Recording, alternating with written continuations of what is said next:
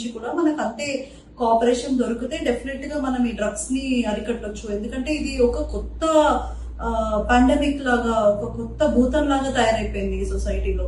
ముఖ్యంగా చిన్న చిన్న అమ్మాయిలు, పెద్ద అమ్మాయిలు తేడా లేకుండా ఈ జియో, ఈ నెట్వర్క్స్, ఈ ఇంటర్నెట్స్ ఇవన్నీ వచ్చిన తర్వాత పాన్ వీడియోస్ కూడా వాళ్ళకి చాలా ఈజీగా అవైలబుల్ గా ఉండడము, దానివల్ల ఎవరు ఏంటి అనేది కూడా వ్యత్యాసం లేకుండా అమ్మాయిలను కూడా మనకు సెక్యూరిటీ లేని పరిస్థితి కనిపిస్తుంది సమాజంలో.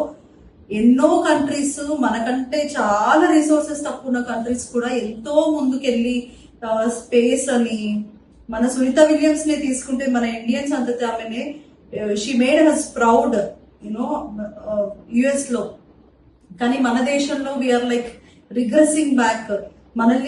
మనము వెనుకకు నెట్టేసుకుంటున్నాము డెవలప్మెంట్ లో. పైగా ఇలాంటివి వస్తే రానున్న సమాజం ఎలా ఉంటది అనే ఒక భయం కలుగుతుంది.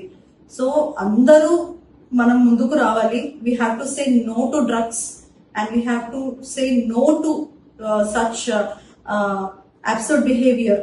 అలాంటి యాంటీ సోషల్ బిహేవియర్ ని కూడా మనం యాక్సెప్ట్ చేయొద్దు. అందరూ కొంచెం అలర్ట్ గా ఉండండి.